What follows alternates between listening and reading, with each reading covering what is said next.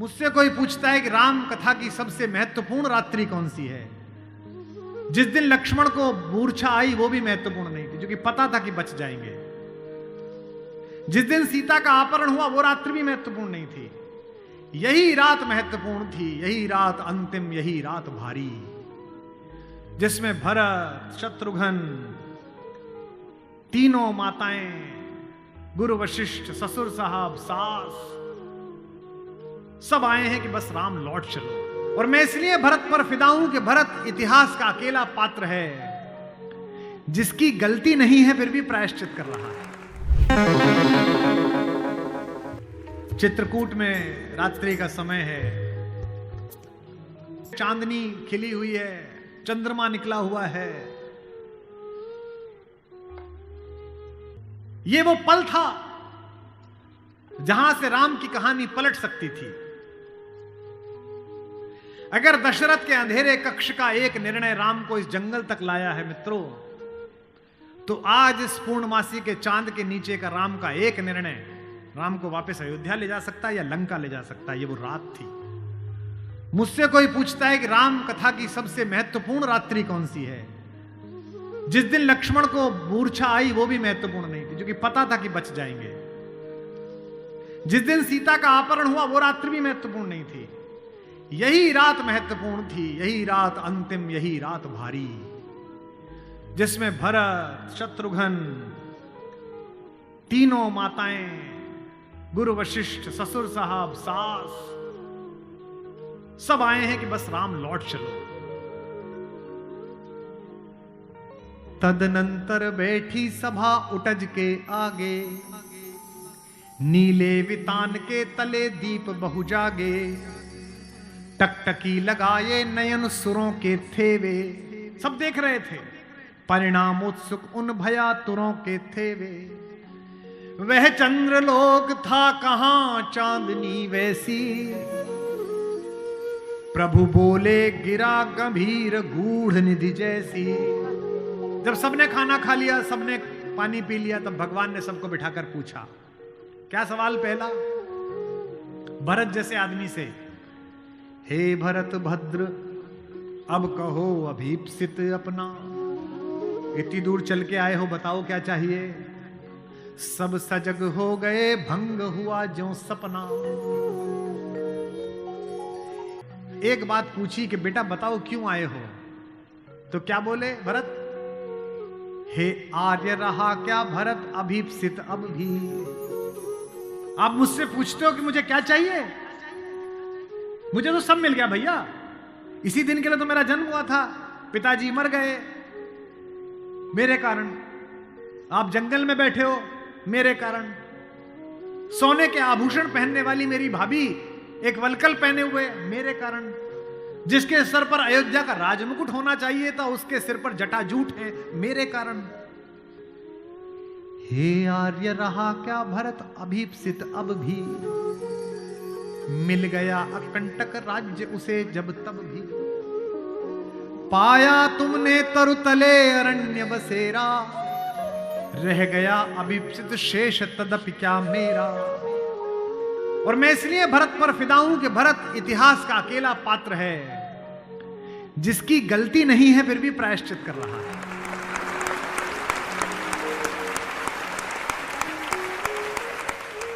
भरत अकेले हैं जिनकी कोई गलती नहीं है, उनकी मां की गलती है और वो प्रायश्चित कर रहे हैं। यहीं से राम का लोकतंत्र प्रारंभ होता है। कैसे? पूरी अयोध्या सोचती है कि कैकेयी अपराधिन है। राम उस रात दो काम करते हैं। भरत को लोकतंत्र का मंत्र देते हैं और कैकेयी को स्वीकार करके क्षमा का मंत्र देते हैं। उन्हें पता था कि अगर भरत लौट भी जाएगा तो जीवन भर मां से बात नहीं करेगा, पूरी अयोध्या इनके नाम पर नाराज रहेगी। इसलिए जब तीनों माएं पहुंची हैं, प्रथम राम भेंटी कैकेयी। राम ऐसे थोड़ी है कि हायरार्की नहीं जानते हो कि पहले अपनी बड़ी मां का प्रणाम करें, फिर सुमित्रा का प्रणाम करें, फिर कैकेयी का प्रणाम करें। उनको पता था कि कैकेयी के बारे में लोगों के मन में अच्छी धारणा नहीं है।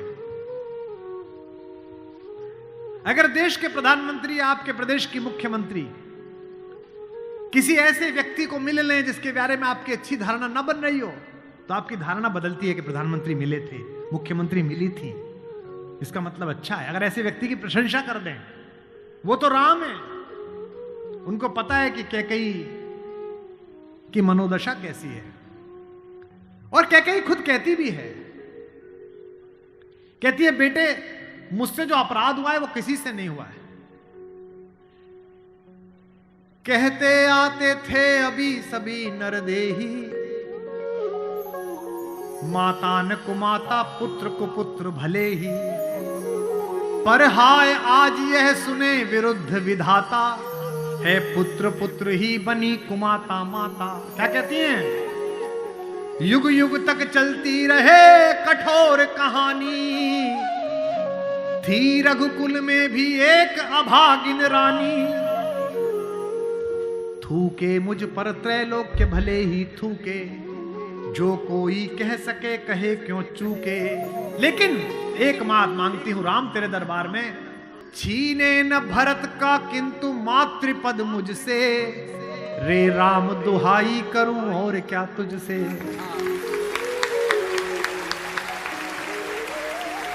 सोचिए कैसा क्षण है, अपने ही बेटे को मांग रही है राम से। कैकेयी अपने बेटे के लिए कह रही है कि राम तू सबको सब देता है बेटा, मुझे सिर्फ इतना दे दे, मुझे रानी मत रहने दे, जंगल में रख ले, भरत की मां बनी रहूं बस। इसी के लिए तो सब किया था। राम ने क्या कहा? हे अम्ब, ओ मेरी मां, हे अम्ब तुम्हारा राम जानता है सब, इस कारण वह कुछ खेद मानता है कब। फिर राम को याद दिलाया कैकेयी ने कि बेटा तुझे याद है, तू आधी रात उठ के भाग जाता था मेरा सपना देख के। कौशल्या से कहता कि मां मैंने छोटी मां का सपना देखा है, मुझे छोटी मां के पास छोड़ के आओ। और तुझे गोदी में लेके कौशल्या मेरा दरवाजा खटखटाती थी, अरे ओ कोयल, ये तेरा कोयल का बच्चा जाग गया और रो रहा है तेरे लिए। होने पर बहुधा अर्धरात्रि अंधेरी, होने पर बहुधा अर्धरात्रि अंधेरी, जी जी आकर करती पुकार थी मेरी, लो कुहुकुनी, ओ कोयल, लो कुहुकुनी तेरा कुहुक राम यह जागा, लो कुहुकुनी अपना कुहुक राम यह जागा, निज मंझली मां का स्वप्न देख उठ भागा। होने पर बहुधा अर्धरात्रि अंधेरी,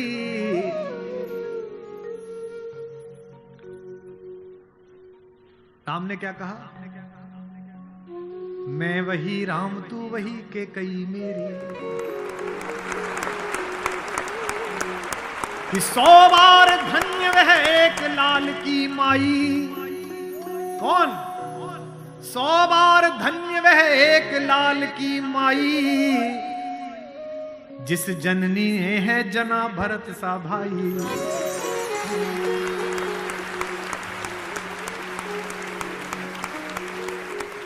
पागल सी प्रभु के साथ सभा चिल्लाई, 100 बार धन्य वह एक लाल की माई, 100 बार धन्य वह एक लाल की माई, 100 बार धन्य। कौशल्या से लेकर जनक तक सबका बहुमत राम को लौटाने का था, लेकिन राम नीति के साथ रहे, जनमत की उपेक्षा नहीं है। भरत जैसा भाई पाना, लक्ष्मण जैसा भाई पाना, कैसे कैसे चरित्र है भाई। एक भरत की पत्नी है मांडवी, उनका जिक्र नहीं होता। एक हमारी मां और है उर्मिला, उसका जिक्र नहीं होता।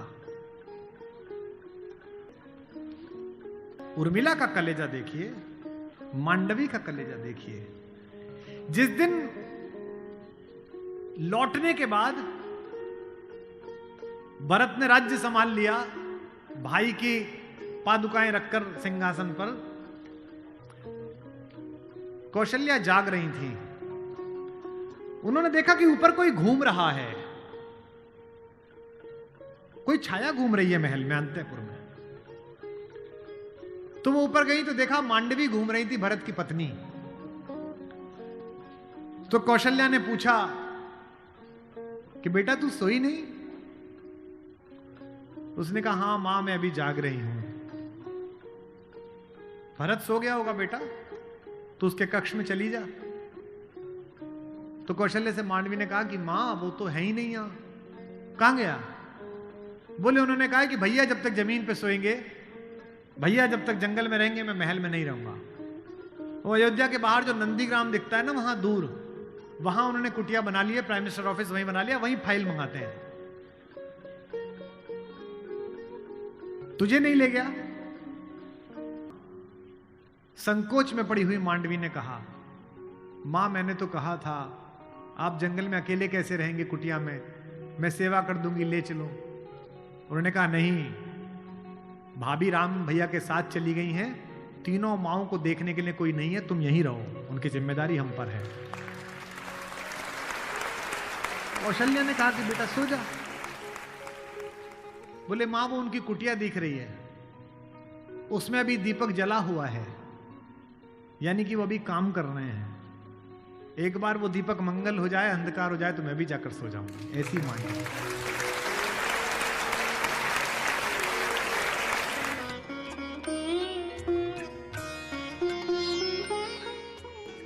इस मंच पर 3 दिन से मेरे पार्श्व में आशीर्वाद की मुद्रा में शेषनाग के प्रतिनिधि लक्ष्मण लाल खड़े हैं। उनके लिए पहली बार एक पंक्ति पढ़ रहा हूं उमाकांत जी की। उसमें उन्होंने कहा कि दुनिया में हर आदमी की परछाई काली है, एक राम ही पृथ्वी पे आए जिनकी उजली परछाई है, जिसे लक्ष्मण कहते हैं।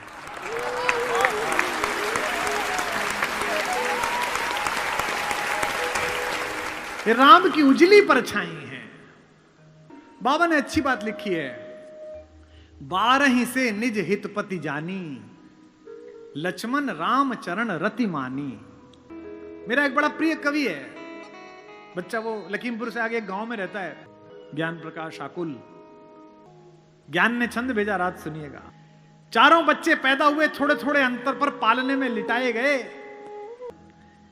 कि पालने में लखन व राम जी लिटाए गए, लेटते ही करुणा सदन चुप हो गए। राम तो लेटते ही चुप हो गए, हल्का सा पालना हिला। वशिष्ठ खड़े हैं, दशरथ खड़े हैं, माएं खड़ी हैं, मंगल स्वस्ति चल रहा है। दृश्य सोचिए कैसा है कि पालने में लखन व राम जी लिटाए गए, लेटते ही करुणा सदन चुप हो गए, किंतु लक्ष्मण कुछ ऐसा तेज रोए उन्हें, रोता देख धरती गगन चुप हो गए। बहुत रोए। राजवैद्य आए कोई रोग न बता सका तो, राजवैद्य आए कोई रोग न बता सका तो, ज्योतिषी भी करके यतन चुप हो गए। और लक्ष्मण कैसे चुप हुए रोते हुए? गुरु ने उठाया और लखन को राम के चरण में लिटाया तो लखन चुप हो गया।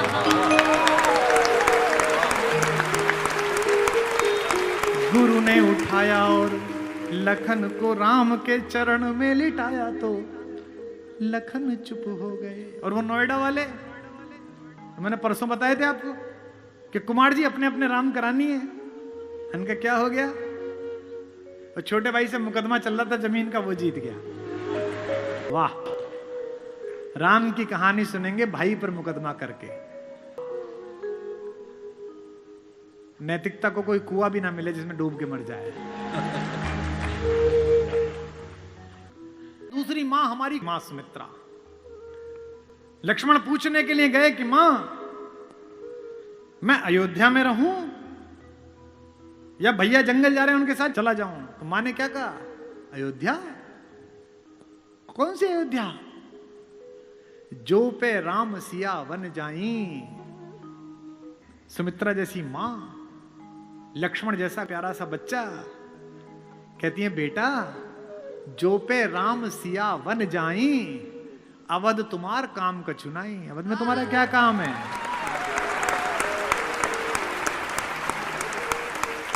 जहां राम है वहीं अयोध्या है। अवध तुम्हारा काम कुछ नहीं। और राम तो फिर भी हमारी मां के साथ है, सीता के। एक सत्संग है, एक स्नेह की डोर है।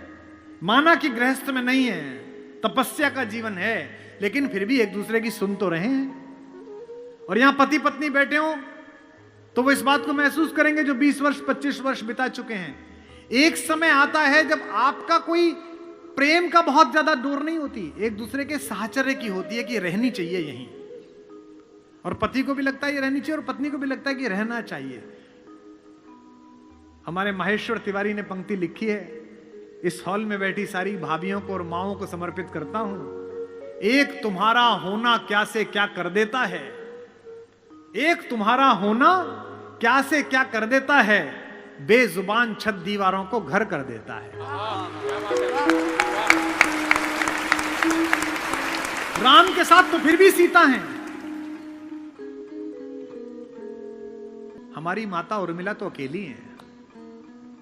उनसे तो पूछा भी नहीं गया है कि अनुमति ली जाए कि नहीं ली जाए। एक दृश्य है चित्रकूट में, जहां पहली बार उर्मिला, मांडवी और श्रुतकीर्ति आई हैं अपनी सास के साथ राम को मनाने। तो सीता तो बड़ी बहन है, बड़ी बहनें छोटी बहनों का हित समझती हैं। लड़कियों में होता है कि छोटी की बात समझ लेती हैं, माता पिता की आवश्यकता नहीं होती, खुद ही कर देती हैं। सीता समझ गई कि उर्मिला आई है और संकोच में अपने पति से मिल भी नहीं रही है, और लक्ष्मण इतना संकोची है कि मिलेगा भी नहीं उर्मिला से। तो भाभी ने बुला के कहा कि बेटा इधर आओ। लक्ष्मण ने कहा जी भाभी, वो मेरी कुटिया में बेटा फूलों की डाली रखी है, वो जरा डाली उठा लाओ, माला बनानी है देवताओं के लिए। उनको पता है कि उनकी कुटिया में उर्मिला बैठी है। उन्हें लगा इस बहाने ही दोनों थोड़ा मिल लेंगे। उत्साह में भरे हुए लक्ष्मण की भाभी का काम करने जा रहा हूं, खटखट खटखट खटखट पहुंचे। जैसे ही झोंपड़ी का दरवाजा खोला और अंदर घुसे, देखा उर्मिला। सोच के देखिए क्या बीती होगी। जिससे बिना बात किए चले आए, जिससे बिना अनुमति लिए चले आए, सप्तपेदी के 7 फेरों में जिसके साथ शपथ खाई थी कि तेरा साथ नहीं छोड़ूंगा, राम के अनुराग में जिसे छोड़कर चले आए, वो उर्मिला।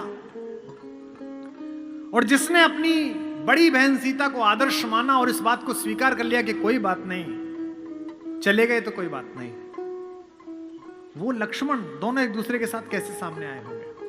उर्मिला खड़ी हुई, मुस्कुराई, रोई नहीं। उन्होंने ऐसा नहीं किया, वो खड़ी हुई और मुस्कुराई, और मुस्कुरा कर क्या बोली, मेरे उपवन के हरिण, मेरे बाग के हिरन। क्या बढ़िया बात कही है कलकत्ता वालों। मेरे बाग के हिरन, मेरे उपवन के हिरण आज वनचारी। मेरा हिरन आजकल जंगल घूम रहा है। और अगली पंक्ति क्या बोली, इस पर आप माता उर्मिला को याद करना, मेरे उपवन के हिरण आज वनचारी, मैं बांध न लूंगी तुम्हें तजो भय भारी। छोड़ो, डरो मत, मैं बांधूंगी। मैं तो देखने आई हूं कि मेरे उपवन में जो हिरन खेलता था वो जंगल में कैसा कूद रहा है। उनका मन बड़ा कर रही है। और लक्ष्मण ने भी कितनी अद्भुत बात कही। लक्ष्मण ने कहा कि तुम मेरी केवल पत्नी नहीं हो। इस पर भी लक्ष्मण को तारीफ देना, आशीर्वाद लेना उनसे कि हम उन्हें स्मरण कर रहे हैं। लक्ष्मण ने कहा कि भाभी की बहिना तुम केवल पत्नी नहीं हो, तुम जगत जननी भारतेश्वरी सीता की छोटी बहन हो। उनके योग्य वर हैं राम। त्रैलोक्य का स्वामी तो ऐसी ही पत्नी से साथ वर्ता, लेकिन मुझे पता नहीं कि मैं इतना योग्य हूं या नहीं हूं कि मैं जगत जननी की छोटी बहन का पति बन सकूं। मैं उस योग्य बनने के लिए इस जंगल में आया हूं आज, ताकि मैं तेरे योग्य बनूं।